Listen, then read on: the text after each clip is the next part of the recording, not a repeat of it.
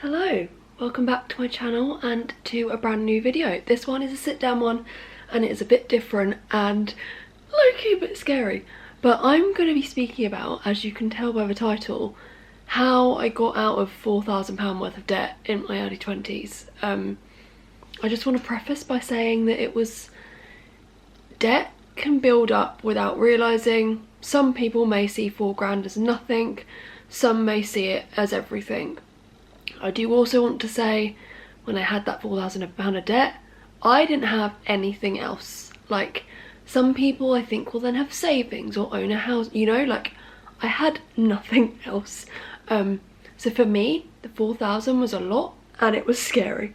I just want to be honest about like what caused me to get into it and yeah, help anyone who's trying to get out of debt. Here are my tips, and I hope to make more videos about money in the future, as I've learned a lot over the years. I've got a lot better with money, and yeah, if I can help just one person, then that'll make me happy. In this video, I'm going to basically go through how I got into debt, what actually made it worse, and the exact things that helped me get out of it.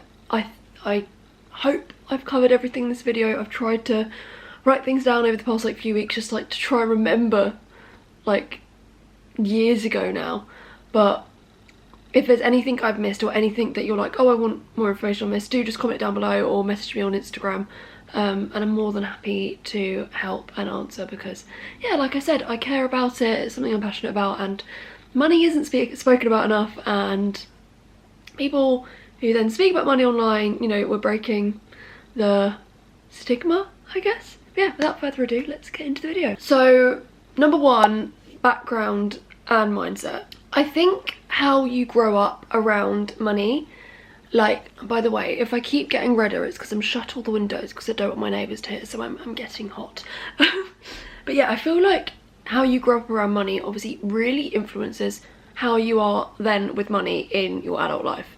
Like, I grew up kind of like, if my mum's watching this, I'm sure she'd agree, she had a very fuck it mentality towards money, mainly I think due to the fact she lost people, and I think when you do lose people you kind of want to live in the moment more, and yeah, so I wouldn't say I was ever taught anything about money. There were other people in my life growing up who were really stingy, and I viewed that as like a really bad trait. I think I still do to an extent, but yeah, so it was kind of like two opposites kind of thing that I was around growing up. And I think like I wasn't awful with money, but like I wasn't good with it either. Like, so because like working class mum, single mum with three kids, obviously there's not much money to go around. So I would, like, if I wanted to afford things throughout the year, I'd like save up my Christmas and birthday money, which are like 2 months apart, and I'd then make that last the whole year if I wanted anything, needed anything, for presents for people, going out with friends. One point a lot of it was spent on Pizza Hut, I won't lie. But yeah, so I feel like I was good at like budgeting in that sense, but as I got like more into my teens, I'd say, I really struggled with mental health, especially like early secondary school. So I feel like when you don't view a future for yourself, you don't care about money. Like you just don't. And I'm sure like anyone else who's experienced that, like, you'll get it as well, but like you don't care about like anything, and you don't forward think, and you don't think things will get better, and that then affected my life for like a long time as well, I'd say. I think I had that mindset for a long time, like, you know, live in the moment. Then like I was living in the moment and buying clothes, I wasn't like experiencing things.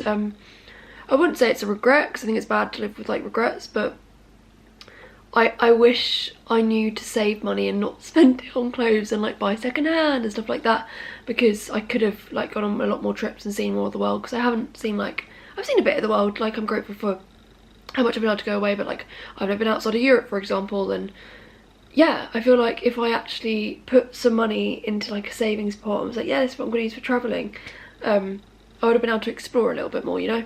And I started working at like 16, I think it was. First job was in BHS Food Hall, and I then worked at M&S as well, and I was saving, but only for one purpose, which was driving lessons, because I don't know why, 17-year-old me was kind of correct. She thought, you'll never be able to afford driving lessons and might be able to put the money aside at any other point in your life, so learn and pass now.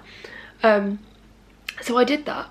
So I was spending a lot of money on driving lessons. I think I probably spent over £1,000 in total on like driving lessons and tests.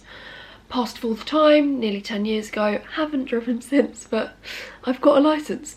But apart from that, I'd say I wasn't saving much. So uni, I feel like, I don't know how to explain this. I wanted the money at the time, like when you asked for the overdrafts, but I don't know, I feel like getting an overdraft like almost sets you up for failure when you haven't got the backup of mum and dad kind of thing.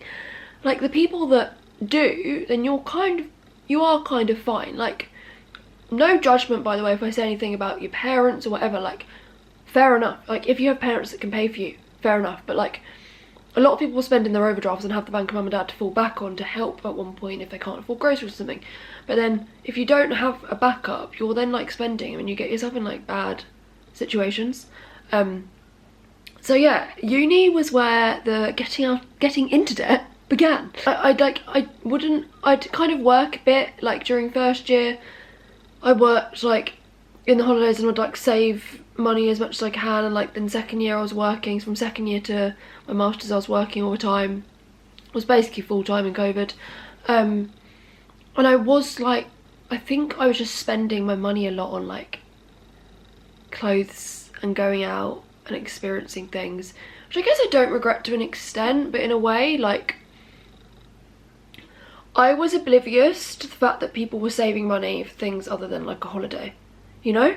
Like I was so unaware of like people having savings for a house or like savings for a wedding. Like when someone was like, oh yeah, I'm in my overdraft, like I have no money, I would like take that at face value as they had no money like me, but they often didn't. So if you're at uni, do be aware of that. Again, no judgment to those people, but when you're not aware, you're not aware. Like those people probably think like, oh, everyone's doing this, but they're not. And you probably think everyone's acting like me, and they're not, because no one speaks about money. Then I'd say like it just carried on. I got into fitness in late 2019, and if I look back actually I think that positively affected my finances. Not in like the buying gym way in the beginning, but I feel like improving your mindset and your mental health does naturally have a positive knock-on effect in the rest of your life. And due to basically working full-time during COVID, I saved for the first time. I actually saved money, even though I was still buying things, and I managed to save like, I can't remember the exact amount now, I want to say maybe 2 or 3 grand, and that was like crazy to me that I had that money saved. But then my masters happened. So basically with my masters, I started my masters with the idea that I would still be working at least a similar amount of hours than I was in COVID, because I was basically working full time. They actually ended up cutting back hours completely, and I was then on my contract, which was about 12 hours a week, so that was not much money a month. And I'd worked out I can afford my masters based on if I'm doing this amount of hours a week. So yeah, I was basically fucked by that point. I was then like struggling with my mental health quite a bit. I was impulse buying a lot. I bought this camera during that impulse buying period. I mean, it's going how many years strong now? 5? So it's been good to me. I was good at like getting bursaries from uni and stuff. If you ever need help writing a sob story to your uni, let me know, because I always got them. But yeah, so that would like top me up a bit, and then like I'd be able to afford to live for a bit, and then just a constant like cycle, and it was just so, it kind of just went downhill from there, to be honest. So going to like the section 3 of my like debt journey, I guess, is my like end of masters / going into a full-time job. So this was 2021, and I'd met Ryan, so we were very much like trigger happy spending, even though we didn't have the money, because like we were in Brighton, and like, you know what it's like in like a city, like you end up spending loads and like going out more, and I was like socialising a lot, but like that comes at a costs when you can't afford it. And yeah, when I finished, well, I technically hadn't finished my masters, but when I'd finished like the teaching, I started a full-time job like straight away because I needed to find somewhere to live and I needed to afford life, I guess.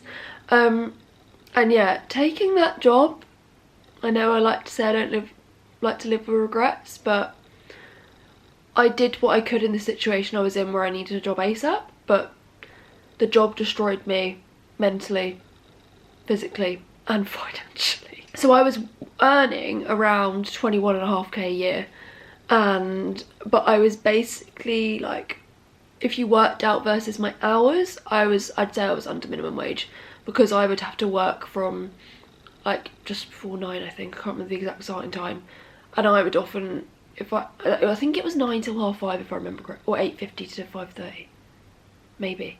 And I was lucky if I got out that office at 6. Like, I'd often work till 9. So then you end up impulse buying because you're so depressed. And yeah, at the same time, like when I'd started that job, I was moving. So I was moving from Brighton to Haywards Heath. And you know, you had to cover a lot of upfront costs, like the rent and furniture for the first time, because I didn't have to do that throughout uni. It was my first unfurnished flat I'd moved into, and just all the essentials as well. Like, it really just adds up. And like for the first few nights I just slept on the floor. I was buying everything cheap as I could from IKEA. My mum had bought me like a few things when I'd moved into my masters. Actually, she thankfully like bought me a few like chest of drawers and stuff, so I could bring those over at least. But yeah, it was like, it was rough. And like by then a lot of my friends had been like a year out of uni, so I felt like they were more, I was seeing everyone being more together, and I like couldn't have been more just a mess. Like I bought everything brand new, and I don't know why I didn't get stuff like second hand. Like I feel like I always not looked down on second hand, but I'm like, why would you if you could buy it new? It's like, it will save you money. It will save you a lot of money.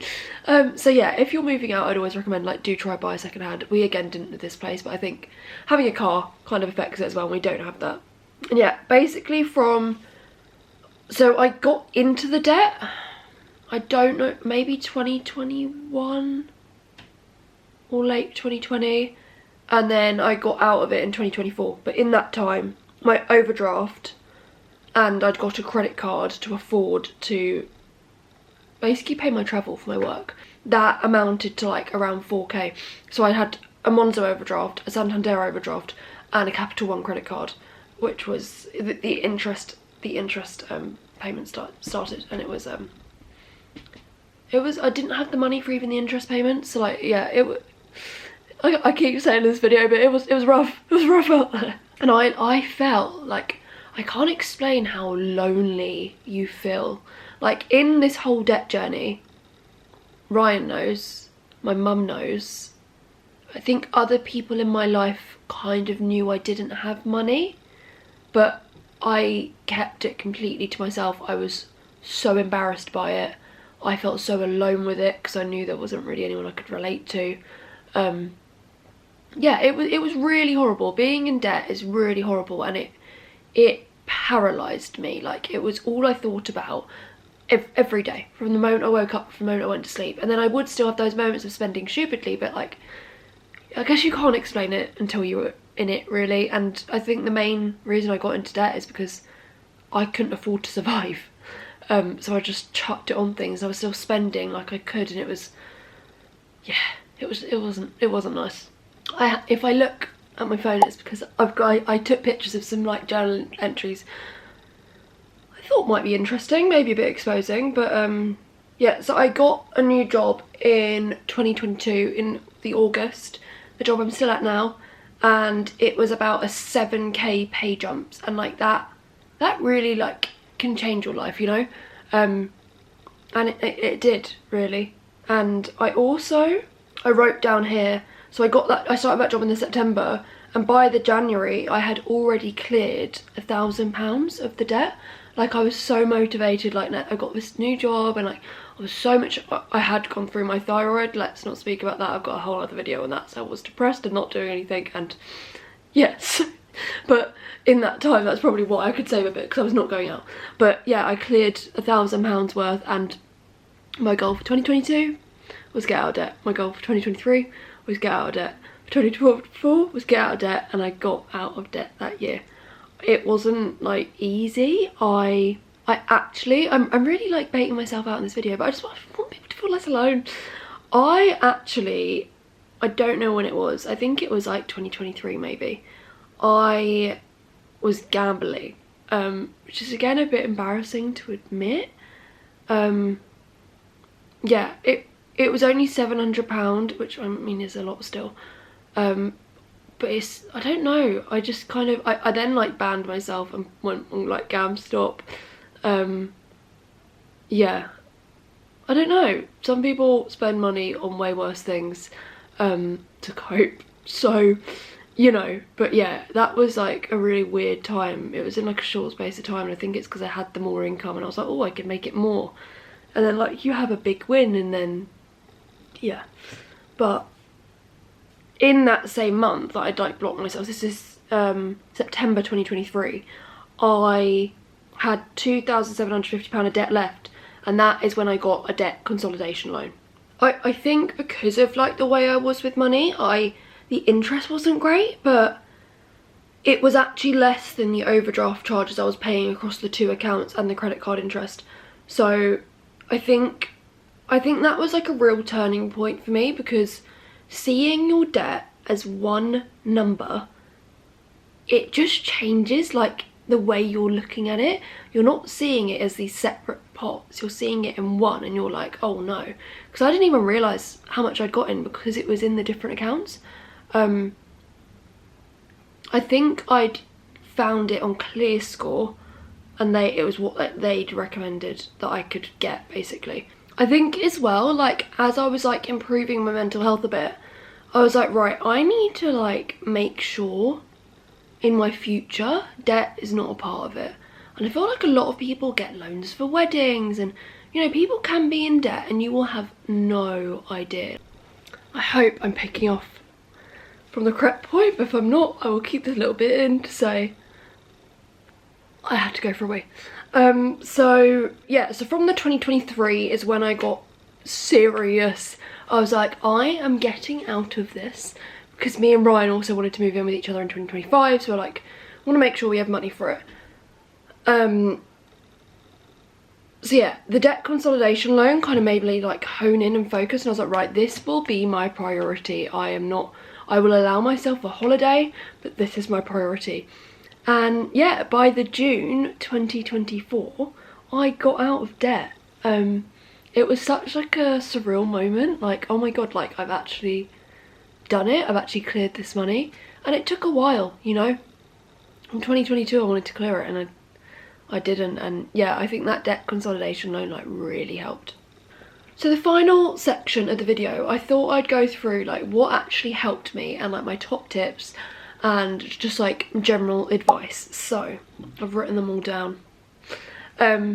Number 1, and I think this has helped me a lot, pretend you're poorer than you are. One thing I've picked up on, now I'm 27, is people pretend they're poorer than they are. Rightfully so, but don't act like all your money is there to like spend, kind of thing. Like people say, oh, like I have no money, I really can't afford that, and they'll have 20k in savings. Like, be aware of that, like they will. And it is so okay, because now I've learned about budgeting and how much you want to spend. It's okay to do that, but be aware, like a lot of people pretend they're poorer than they are, so why not join them? It's the little purchases that make a difference.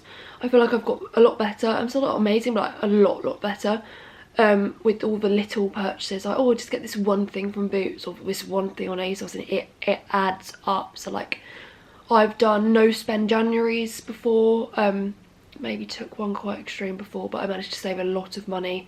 I'd recommend doing that, like looking at your food, how much you're spending on the food. Can you reduce that at all? Can you make some cheaper meals? If you're a meat eater, like make some veggie meals with some chickpeas and stuff.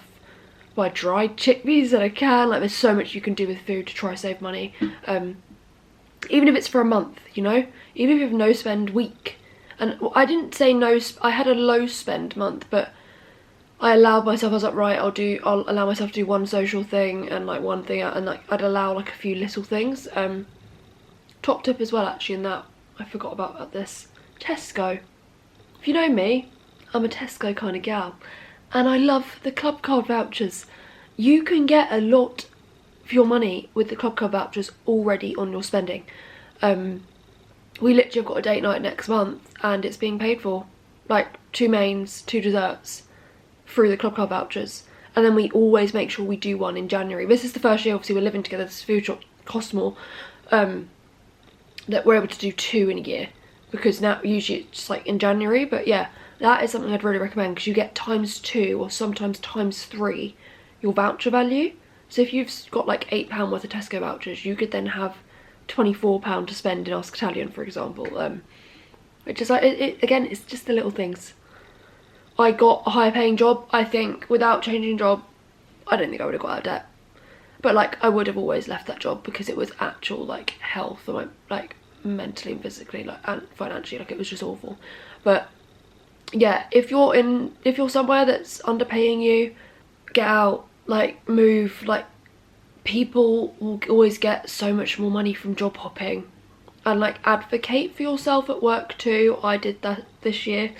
It's really, really scary, but like if you deserve more pay and you create a business case and evidence and benchmark it, that's what I did, you can get your promotions, you can get more pay. Just make sure you've got the evidence to back it up, you know, because at the end of the day, it would be stupid for a company to give someone a big pay jump just for the sake of it. Like, it would.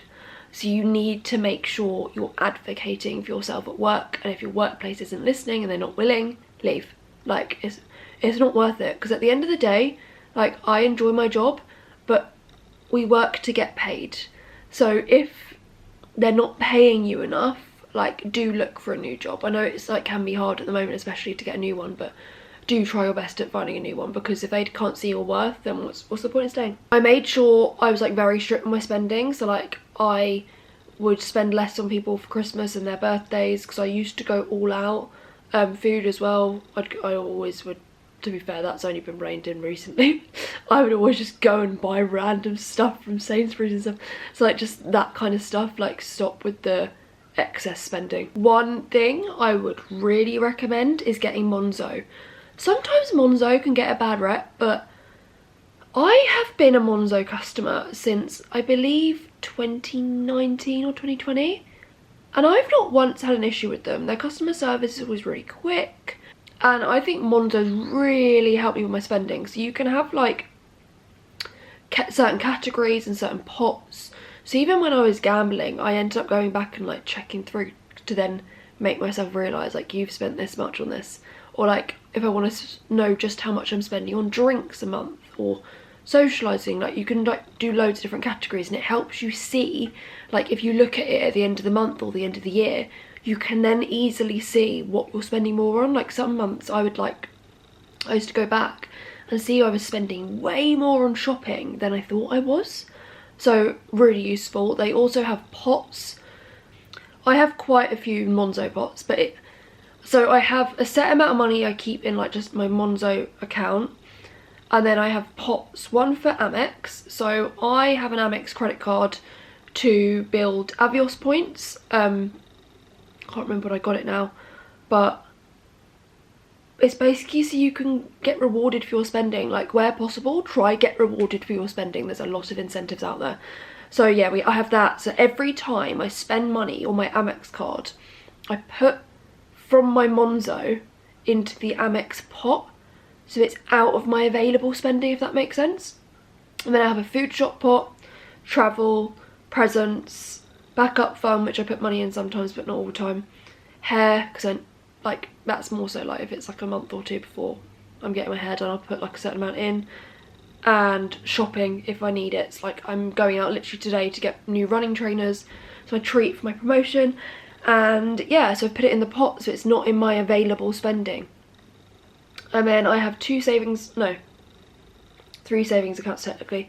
I have a Monzo general savings, and then a Monzo emergency fund. And I also have I think it's the perk perks. Yeah, I've got the perks subscription, and it mainly like helps with, like, you get a free rail card and it basically ends up paying for itself through like the month. I can't remember what I worked out before, but like it basically works out the same. And you can also get a Greg's treat every week. I never actually use that. You get Uber One as well, and a View cinema ticket. There's not View near me. So yeah, you get, I can't remember the exact things to be honest that you get. I think you get slightly higher savings account, savings like interest rate thing. And that's how you like can also create custom categories. I think that's only a perks thing. But yeah, I think that's all things Monzo. I am Monzo's biggest fan. Like, it just helps me manage my money, and then like I will then just keep all the money that I've budgeted for the month in like the general Monzo bit. Then I have a Santander, so that's where all my bills come out. And then I have the Amex, which is what I do most of my spending on. But then obviously I keep that money in my Monzo, if that makes sense. I also became less generous for a long time.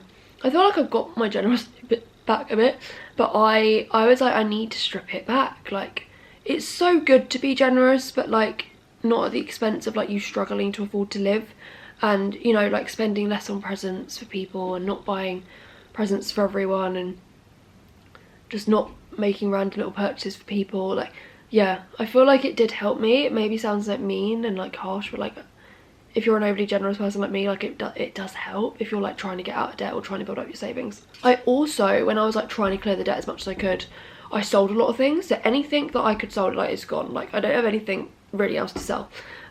Gym wear, I sell it all in Vinted for gym wear. I sold like anything, like when I moved last, I sold all my stuff on Facebook Marketplace. That's the main two places I use. Music Magpie, they're not mine, for DVDs and books. I think that's like most of the things. So that was like part of getting extra cash. And then the other thing I did was bank switches. I don't do it anymore just because I feel like it might be a bit harmful on my credit score to do it like excessively, but I think I did like at least 4 or 5. I like opened one with like TSB and got one, and then I'd switch that account to another one. It is a bit of admin. You need to make sure you put a certain amount of money in there, and then having standing orders set up or something like that. But once you do it like once, it kind of like carries over and it's fine. And it did get me like a decent amount of extra cash, to be honest, so like I don't regret it. Let me try to find out, because I could see it on my Monzo, I think. So Monzo, you can break it down by month or by year to see your spending, which is really good. When would I have done it? I can't see the exact amount. I think it was around £600 maybe, so that's like a really handy thing if you're trying to get a bit of extra cash and you don't mind it affecting your credit score for a bit. Like I said, I do a lot of clear outs on Vinted. I've kind of cleared out as much as I can at the moment, to be honest, but I'll always sell things on Vinted or give it to charity if it doesn't sell. I've got a lot better at buying on Vinted as well, and buying things second hand, like gym wear, trainers. Yeah, Vinted is like the best for getting things cheaper. And then I treat like buying things now as like, in terms of like clothing and stuff, as a treat rather than a standard. Like sometimes I'm like, right, I need new summer clothes now, drop like a £300 ASOS order. And now I'm like, you need to put money, the specific money aside as like a treat. Like this month, for example, with the running trainers, it's a treat. And like I put aside like £100 the other month to get a pair of trainers and 2 dresses. Then I made it my mission to like get that on Vinted. So yeah, just like monitor your shopping more, really, because the amount of times like I'd buy things and I wouldn't wear them again, and they weren't like staple pieces, and then I'm like, that is money just wasted, it's down the drain. And getting trainers on Vinted is really handy as well. I recently bought a pair and like it's so much cheaper than if I got them like in Sports Direct, for example, like I was gonna, and then I was like, I'll check Vinted, because I tried it on in Sports Direct to then buy it on Vinted. Like I kind of said, I try to do things like cashback as much as I can, and like the Avios as well, that like is basically on all my spending. I'm sure you've heard a lot of people do this, but if I want something, I'll put it on a list, and if I then remember it, I can then get it. And it also works out well for a birthday list. Because then it comes to your birthday or Christmas, people ask what you want, and you're like, oh, this is like the list I built, and then you can go through it, see what you still want, and give it to people. So yeah, make a list. Then plan your food shops. I've kind of already touched on this, but plan your food shops based on what's already in your cupboard. Like I will literally do a whole inventory. Some people may think it's extra, but it works and it saves you money. I will search all my cupboards and then like plan it from what's already in there, so you're not wasting food. and you're not spending too much. You don't want the cupboards piling up with things and then you like struggling to afford food. Do you know what I mean? Like, use what's already there. Then also like try more low cost activities. Obviously now I have girls who move, there's a lot more low cost activities I do. Like, I socialised yesterday, I spent about £16. Socialised last week with them, spent about £4. Do things like running, walking, tennis, stuff like that. Like, it's so much cheaper. And even like little date nights, like me and Ryan before have just made like pizzas at home, and all that stuff is always so enjoyable, but I feel like it's less showy, so you don't feel like it's like, oh, I'm so showing, but it's like, you are. And then again, this might be an obvious to some people, but budget your months. Actually budget the month ahead. I used to just not do this. I just go off vibes.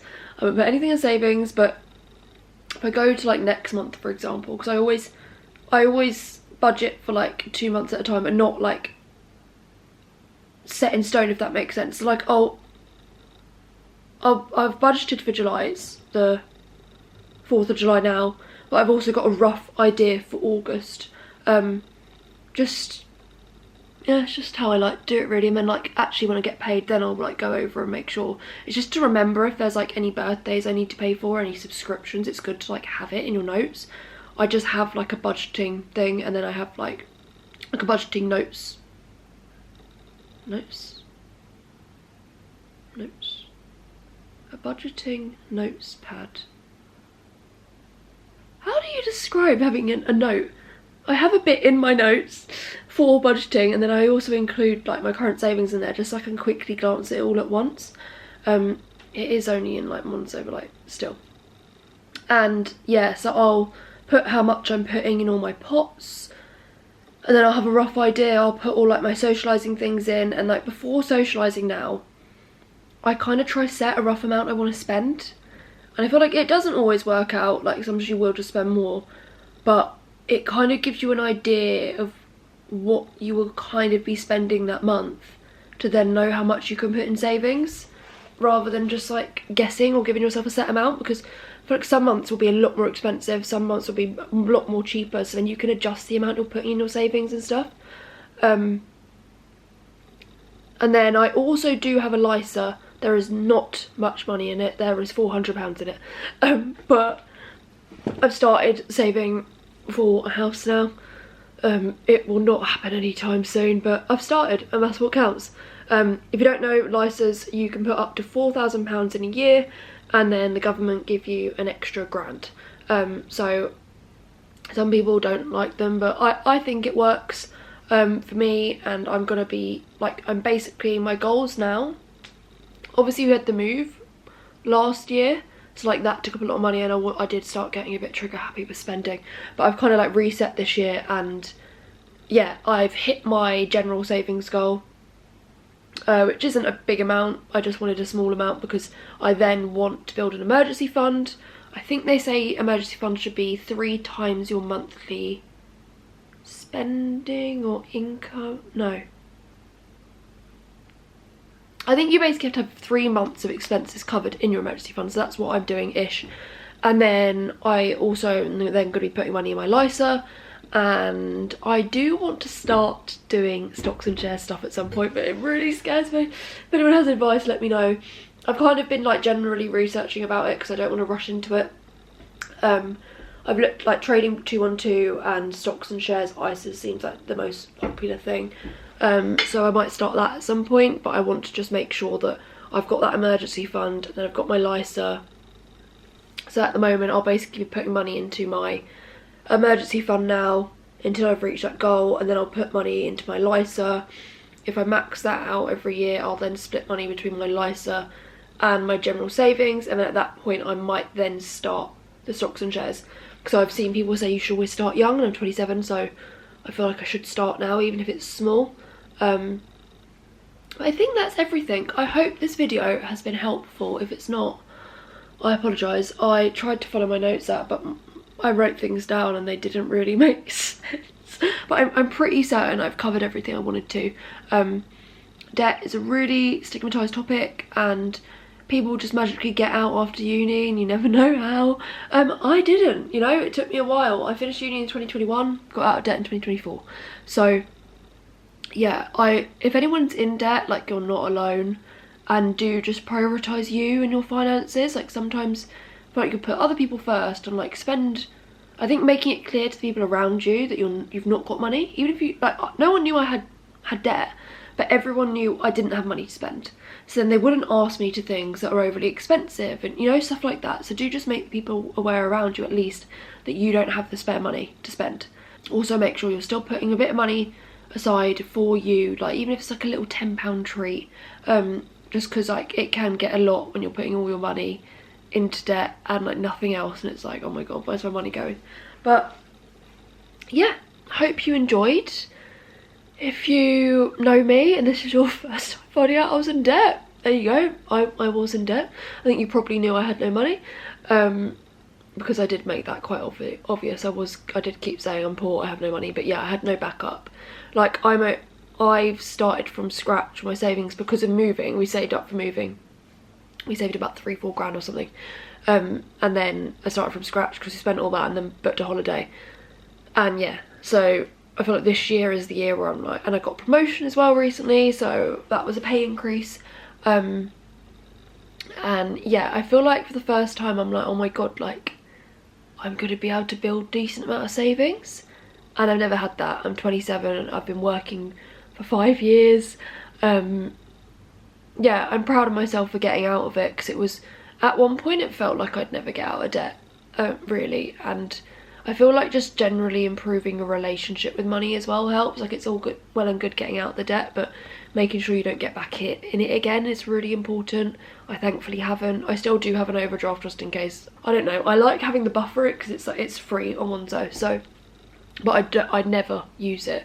Maybe like at the end of the month by like £20 on the last day or something, but that's about it.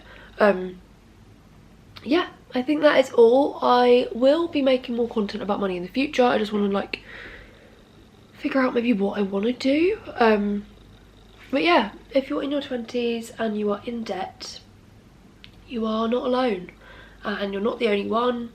And a lot of people out there that look like they have a lot of money, they're in 3 buckets. They've either worked really fucking hard and have really good high paid jobs, they're in thousands of pounds worth of credit card Klarna debt, or they have a bank of mum and dad. You're in one of those 3 buckets, really. If you see these people living really, like, going on holidays all the time and going out all the time, like if they're constantly, that's how it is. I think the older I've got, the more I've realised you have no clue what someone else's finances is unless like you ask, which I think English culture is just not really like that. But yeah, I'm rambling. I hope you enjoyed the video. Thank you so much for watching if you got this far, and I will see you in the next one. Bye.